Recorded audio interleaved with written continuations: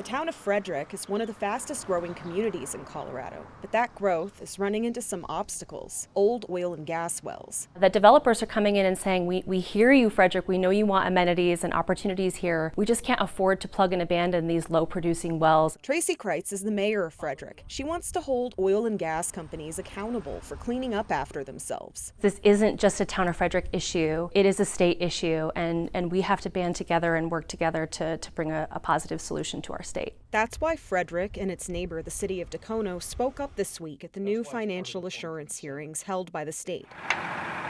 Colorado's top regulatory agency for the oil and gas industry, the Energy and Carbon Management Commission, is still in the early stages of rolling out this new rule. The whole intent of the financial assurance rulemaking was to make sure that industry is taking care of itself and that the liability doesn't fall on taxpayers. Kate Schwartz represents the industry as president of the American Petroleum Institute's Colorado chapter. I'm really hopeful that it becomes kind of a blueprint for the rest of the country. But the hearing this week showed Colorado still has a lot to figure out. I think this has been really confusing, not just for the public, but for the commissioners. At the hearings, commissioners were meant to decide how much to collect in bonds from the company KP Kaufman. The commission estimates average plugging and cleanup costs at more than $100,000 per well. But in this week's hearings, KP Kaufman said they can do it for less than $40,000. It's a small, minute amount to an oil and gas company, but it's everything to the town of Frederick. We do not have hundreds of thousands of dollars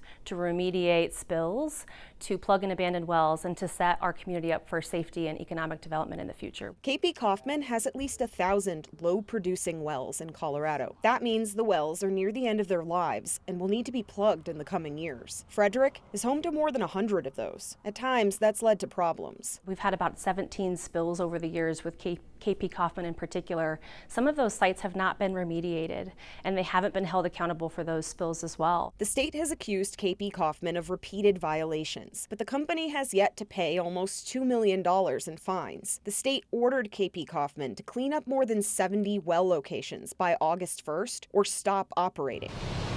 Instead, the company is suing to block the state's order. Last month, a judge agreed to pause that order until the company's lawsuit is heard. That's left towns like Frederick waiting for cleanup, including here at the Grant Tank Battery. Earlier this year, Colorado fined KP Kaufman for alleged contamination of soil and groundwater. It's just 800 feet from an elementary school. Situations like that have environmental groups worried. Their pattern of avoiding paying these regulatory fines for these accidents, for these spills, it's troublesome. Alexis Schwartz with Colorado Sierra Club said low-producing and inactive wells like KP Kaufman's are also big polluters. While these oil and gas wells are allowed to continue operating, they emit a higher proportion of methane emissions. Colorado's commission will need more time to figure out its new rules. Confusion led to disagreements in the hearing this week between the commissioners and their staff, the company, and the local governments. So the commission decided to pause this hearing and come back to it in 2 months, giving them more time to set the right precedent. Reporting from Frederick, I'm Angelica Albaladejo with Denver 7.